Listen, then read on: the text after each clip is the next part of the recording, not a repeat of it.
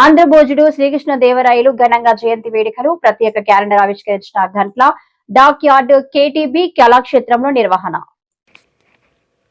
విజయనగర సామ్రాజ్యాన్ని పరిపాలించడంతో పాటు తనకంటూ ఎన్నో ప్రత్యేకతలను చాటుకున్న శ్రీకృష్ణదేవరాయలు భవిష్యత్ తరాలకు స్ఫూర్తిదాతగా నిలిచారని డాక్ యార్డ్ కేటీబీ అసోసియేషన్ గౌరవ అధ్యక్షులు, జాతీయ జర్నలిస్టుల సంఘం కార్యదర్శి గంట్ల శ్రీనుబాబు కొనియాడారు.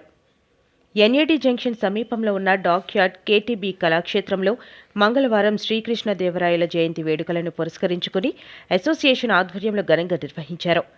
ఈ కార్యక్రమంలో ముఖ్య అతిథిగా పాల్గొన్న గంట్ల శ్రీనుబాబు, సంస్థ అధ్యక్షులు బత్తుల చిరంజీవి, కార్యదర్శి విజయనగరి భాస్కర్ రావులు మాట్లాడుతూ ప్రతి ఏటా జనవరిలో శ్రీకృష్ణదేవరాయల జయంతి వేడుకలను నిర్వహిస్తూ వస్తున్నామన్నారు. రాయల వారు విజయనగర సామ్రాజ్యాన్ని 1509 నుండి 1529 వరకు పరిపాలించి గొప్ప రాజుగా నిలిచారన్నారు. ఆంధ్రభోజుడుగా పేరుగాంచడంతో పాటు రాయల పాలనా కాలంలో విజయనగర సామ్రాజ్యం దక్షిణ భారతదేశంలో అత్యంత శక్తివంతమైన రాజ్యంగా విరాజిల్లిందన్నారు.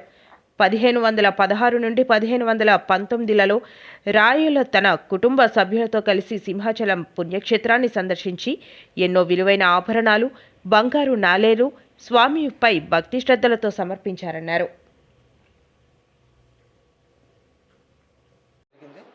మరి ప్రతి ఏటా కూడా జనవరి నెలలో ఈ వేడుకల్లో మేము అంతా కలిపి నిర్వహించుకుంటూ వస్తున్నాం. మరి శ్రీకృష్ణదేవరాయలు మన అందరికీ తెలుసు.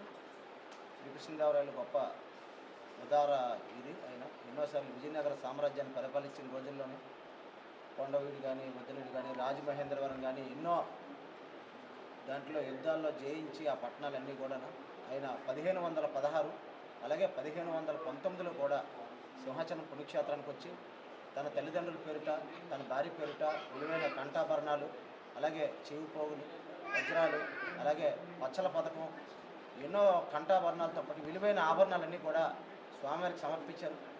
తర్వాత 1978లో జరిగిన దొంగతనంలో స్టోర్పురం దొంగలు వాటిని చంద్రవంద చేసినప్పటికీ కూడా ఇప్పటికీ కూడా రాయల వారు సమర్పించిన ఆనవాళ్ళు చాలా వరకు కూడా మన ఆలయంలో భద్రంగానే ఉన్నాయి. అలాగే తిరుపతితో పాటు ఎన్నో పుణ్యక్షేత్రాలకి శ్రీకృష్ణదేవరాయలు గారు తన ఉదారంగా కూడా తన పరిపాలన పూర్తిగా కూడా బంగారు ఆభరణాలు కానీ, అన్నాటివి కానీ అన్నీ కూడా ఎన్నో విలువైన భూములు కూడా ఇచ్చారు.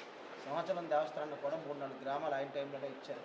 కాబట్టి రాయలవారు అనేవారు ఏ ఒక్కరి సొత్తు కాదు, మన అందరికీ, తెలుగు వారందరికీ కూడా గర్వకారణం.